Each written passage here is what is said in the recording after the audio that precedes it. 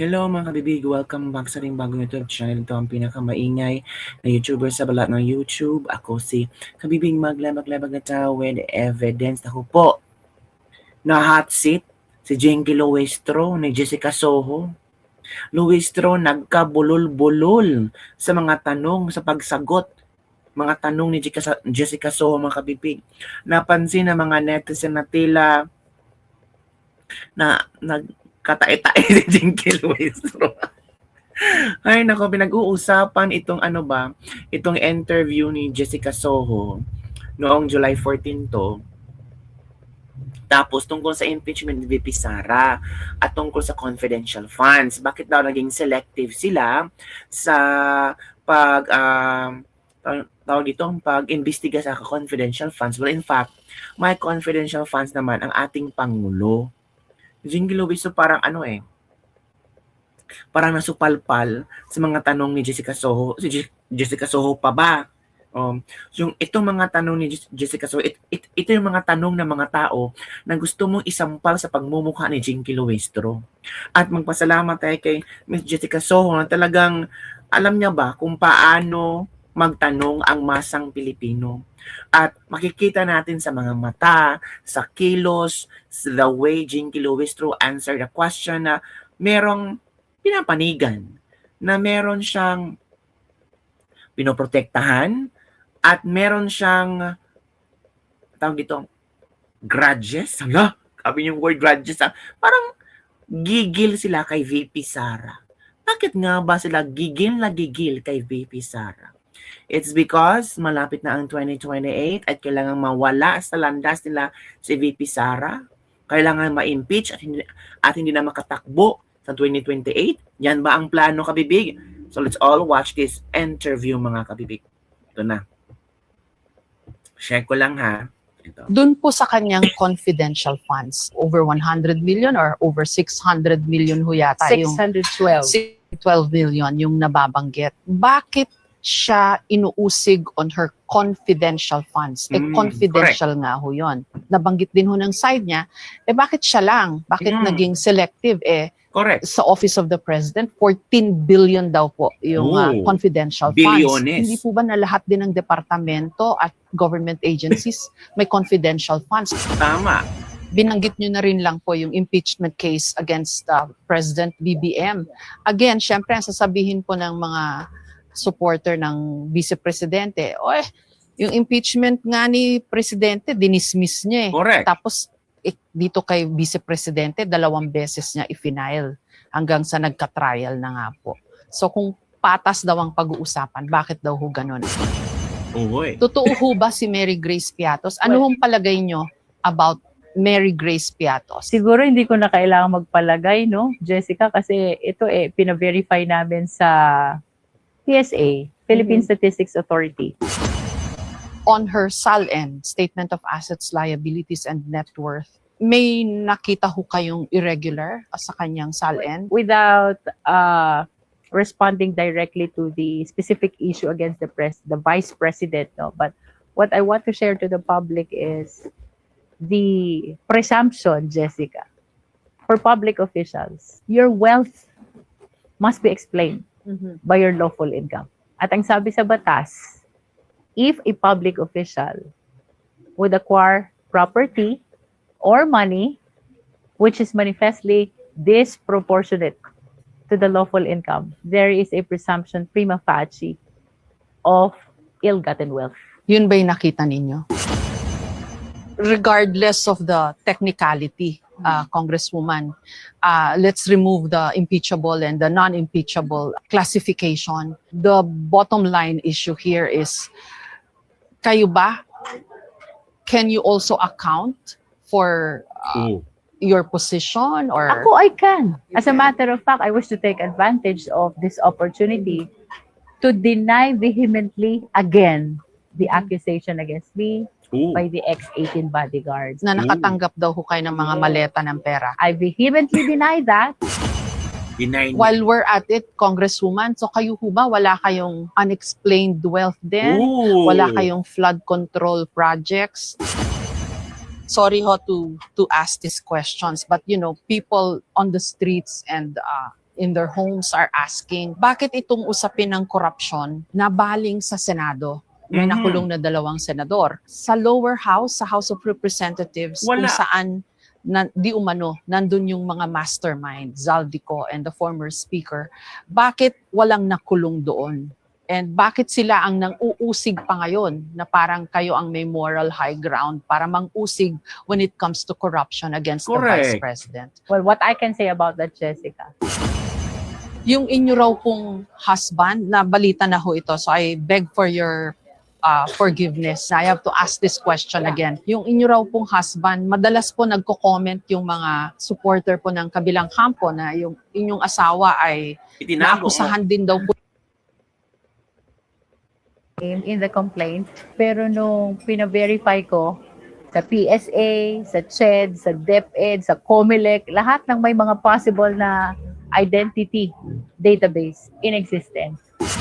ang sabi ho, bata raw ho kayo ng former speaker Ooh. Romualdez. Bata meaning Grabe mentor yung mo mga tanong ni siya Jessica. or naspatan niya kayo.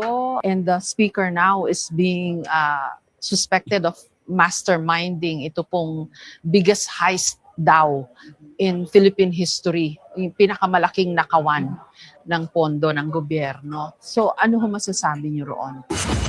Pagdating naman po sa fairness, pwede rin sigurong questionin. Paano magiging patas yung mga yan? Kampi-kampihan naman yung mga politikong yan. Correct. Anong maisasagot nyo ho doon?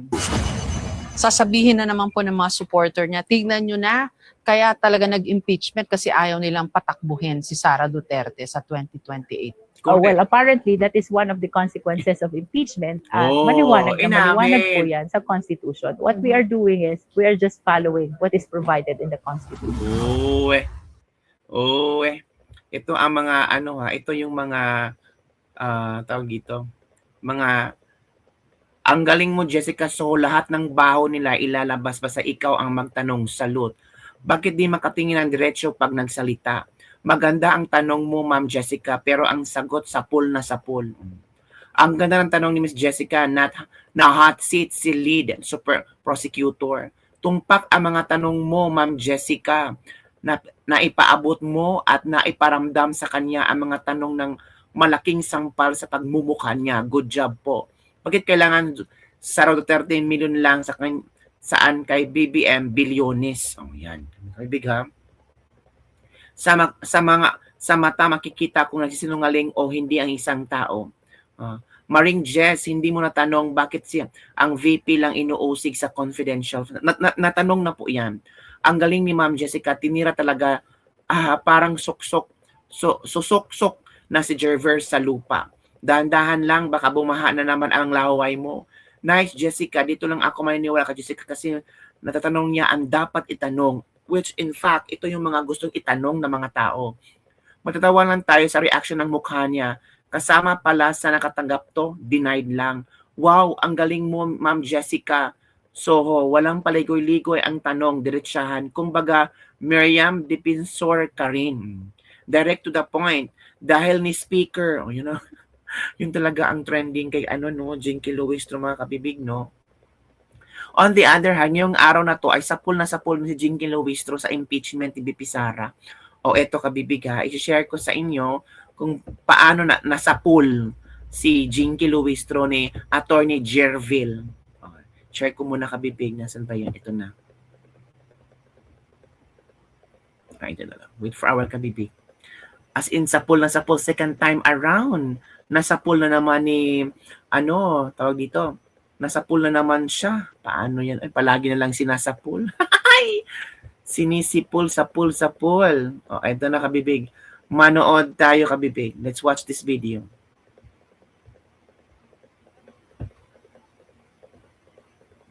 Counsel for the respondent is recognized. What is your pleasure, ma'am?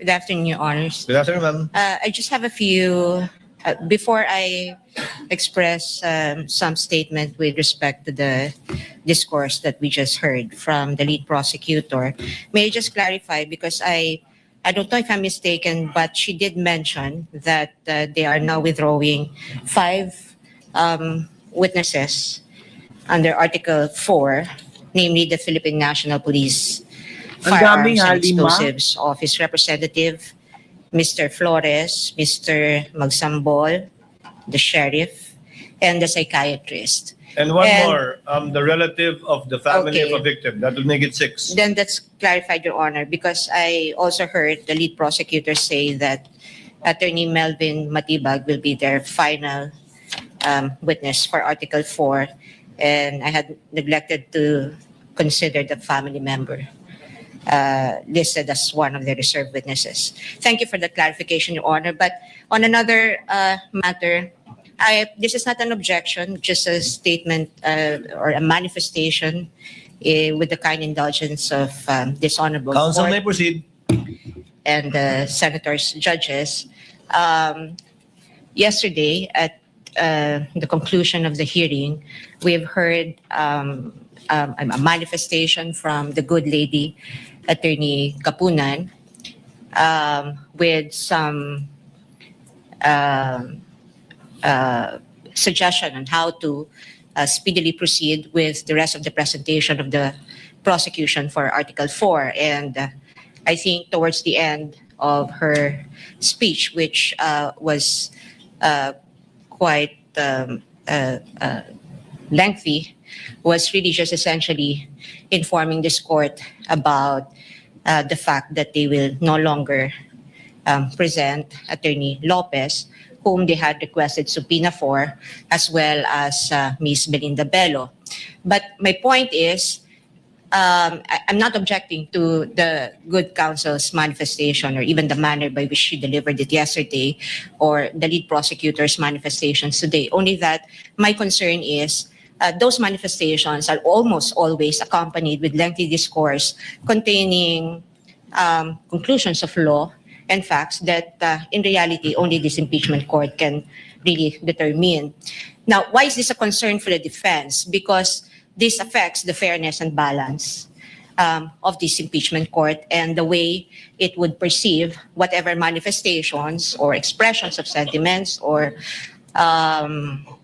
discourses that counsel for both parties will deliver before this court and before the public. Naririnig po tayo ng taong bayan at man ang sabihin ng ating mga kagalang-galang na mga miyembro, no, officers of or members of the bar who also are officers of the court, and we all know that we are before the impeachment court, and therefore we should try evidence and not advocate for the conclusions or the positions that we may have already made even before we went to this trial. And so I'm just expressing a concern on behalf of the defense and just for the guidance of both parties. If the only message that either and this goes for both parties, if the only intent really is just to withdraw witnesses, and perhaps it would better serve the purpose of aiding the speedy disposition of this case if that fact alone will, be the only thing that will be mentioned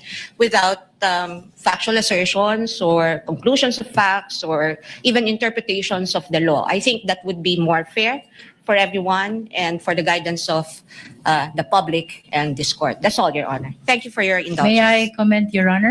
No need, counsel. Let the chair react to the statements no made need. by lead counsel for Agoy. the respondent. The presiding officer took it as the statements as akin to a tender offer of excluded evidence, very similar to that. Although we are not yet at that stage, although evidence has not yet been excluded, the presiding officer took it as that. Therefore, what is your pleasure? I will give it to the counsel for respondent. Should you decide not to call witnesses in your witness list, do you want the same privilege of being able to make a tender, meaning an explanation of why you won't be calling these witnesses? If not, given the fact that it was given already to the counsel to the prosecutors, or we will simply remind both parties to cease from doing so henceforth. I give you the equal opportunity, counsel. Thank you, Your Honor. What is your pleasure? Let me just clarify, Your Honor. With respect to the presiding officer's statement on it the chair taking the prosecution's manifestations, a tender of excluded evidence, we respectfully disagree, because if this is a tender of excluded evidence, as the presiding officer had said, there was, number one, there's no excluded evidence, because number two, they never offered it in the first place, and number three, they didn't, in fact, withdrew the presentation of these 5, 6, or 7 remaining witnesses that they listed in their pre-trial brief. Number two, Your Honor, I'm not actually asking for any special treatment or privilege or even the same amount of time that were given to the lengthy manifestations and discourses by members of the prosecution. All I'm asking is if the parties may be guided and from making conclusions of law that in fact really just advocate the position, because I think we all agree that at no point during this trial that the prosecution and defense will probably say, I agree with you on this point of evidence or on this point of law. I think mahalaga nating maintindihan yun, because the prosecution clearly has taken side, defense taken side, and we are advocating for totally divergent views and opinions. All I'm asking, Your Honor, is that if the intent truly is to aid this court in speedy disposition of this case in a fair and balanced manner, just so also with the considering that we are being watched by the people, no? Yung ating mga mamamayan na sa tingin ko gusto rin nilang matuto mula dito sa paglilitis na ito, sapagkat sila interesado rin sa kung paano ba pinapagana ang batas sa bayang ito at kung paano pinatutupad yung mga karapatan, no, ng mga tao at kung paano binibigyan ng pantay na halaga yung prosecution at depensa. All I'm asking is, if the intent is just to say, we're withdrawing, then that's it.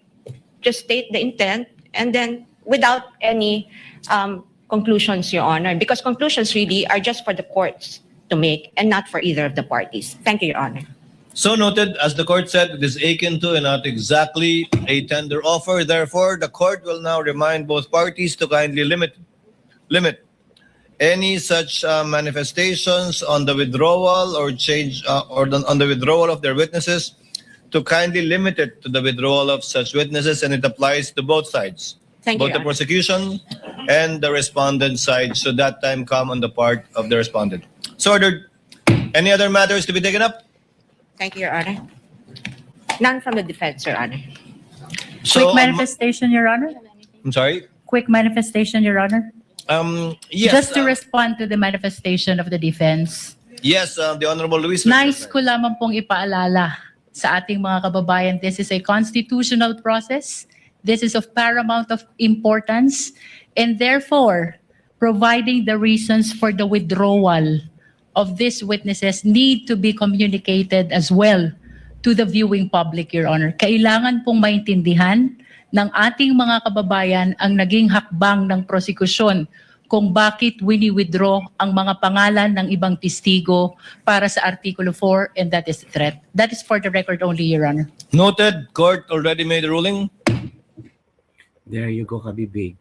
Diba ang galing ni attorney ko Sheila Season kumpara kay Jinky Luistro. Bahala na kayo, Kabibig. Oy, sa inyong palagay ba, sino ang mas magaling? Luistro, kongresista / attorney, or sa attorney Season na defense legal team leader? Oh, wow. Yun lang, Kabibig. Don't forget to like, subscribe, and share this video. Grabe din yung mga tanong ni Jessica Soho, no? Yun ang mga tanong na gusto nating itanong. Jinky Luistro ng prosecution.